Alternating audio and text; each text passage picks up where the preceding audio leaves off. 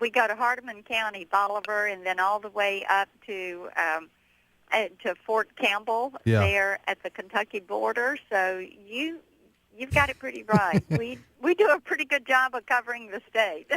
Well, let's talk about your initiative here. I have it in front of me. I think it is regarding Obamacare. What are you proposing? Well, my bill is 2801, and we have a 4-step process in how we need to go about delaying, defunding, repealing, and replacing Obamacare. And it's something that is important that we get done. But here's the thing about delaying it. If you don't go in and delay all programs and all taxes, and you just defund it, guess what you've done? You've left a pot of money out there for them to go use however they want to use.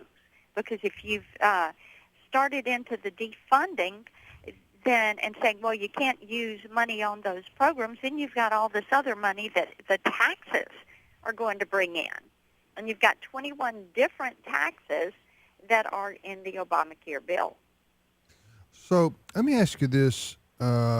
This is, you're proposing this in the House, obviously, so I would guess it has an opportunity to pass. The Republicans control the House of Representatives. Sure. Now, you get it over to the Senate, Harry Reid's he's going to be against it, obviously. And go ahead. Of course he is. And what we're looking at there is that we're going to get down to the end of the year and we're going to start talking about a continuing resolution. We're going to start talking about what happens with the debt. And then what we're going to be able to do is say, okay, we want to defund Obamacare, but in order to defund, we have to first delay so that we catch all programs and all taxes, and then we can go about and cut the lines to the funding. Because, see, starting January 1, you know what happens on January 1, Tim? All programs become mandatory. All Obamacare, all Affordable Care Act funding becomes mandatory on January 1. So what we would have to do is delay it all so that none of it can be funded and so that no one can be taxed under the provisions of the Affordable Care Act, or Unaffordable Care Act, as I call it, because we want to make certain that they can't send any money out, but that they can't bring any money in. Talking to Congressman Marsha Blackburn from Tennessee, and her proposal, which is H.R., what did you say it is? 2809. And it is to give me the defund, repeal, what else? It is delay, defund, repeal, replace. There are 4 steps in the process. Okay. You've got to delay the law and then defund the law. And as we're doing that, we want to repeal the law and replace it with bills and legislation that's going to actually be workable. You know, there are so many things that the President has already agreed are unworkable in this bill and that have already been delayed or have been outright repealed. You've got the pre-existing condition insurance program, and that ended early. You've got the early retiree reinsurance program. They've already closed enrollment on that. The CLASS program, which was the long-term care program, that was repealed. The 1099 reporting requirement, that was repealed.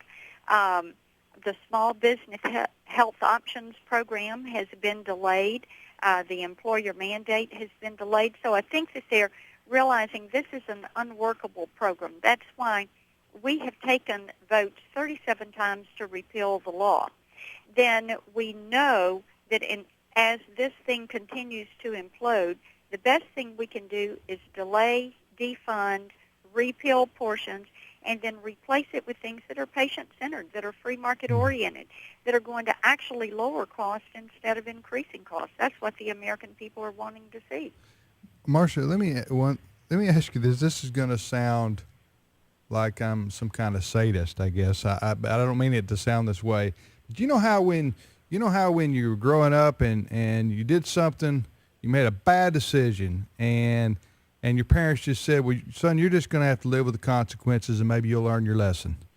Okay, we all had Yeah. those life experiences. Okay, so I'm just wondering, are the Republicans trying to save Obama from himself here, and from the consequences for the Democrats of Obamacare for 2014? Because if in fact it's going to be a train wreck, like one leading Senate Democrat said it's going to be, it seems like you guys are in a roundabout way are trying to help him from falling down. No. How do you respond to that? Well, here's some of the things that would happen. The Medicaid expansion, if we cannot delay this, the Medicaid expansion would take place. All of these subsidies would start. And have you ever seen success in ending these subsidies? It is almost impossible to claw back all of these subsidies that would be going into the exchanges unless we were able to take the steps to delay and defund this. And so that is the reason to do that, because we don't want these programs to stand up that we would never get rid of. You know, Reagan told us the closest thing to eternal life on earth is a federal government program. And if we can keep these programs from ever getting money and ever standing up, then that is to the benefit of the American taxpayer. If we can block the IRS from hiring the 16,000 new IRS agents, if we can hold off on putting these navigators that are going to take the jobs of our health insurance brokers, if we can stop that, then all those steps that we take are going to be steps toward making certain that we do not have this program stand up. Mm. Well, listen, Congressman Blackburn, Marsha, thank you so much for your time and your work in the House there for the good guys, and we appreciate it. Absolutely. And we'll talk to you again. I'm happy to do it, and if people want more information on what we're doing to get Obamacare off the books, they can go to the blackburn.house.gov website. We've got plenty of things there. Okay. Thank you, Marsha. Appreciate it very much. Thank you. Take care. Bye-bye. Yeah, bye-bye. That's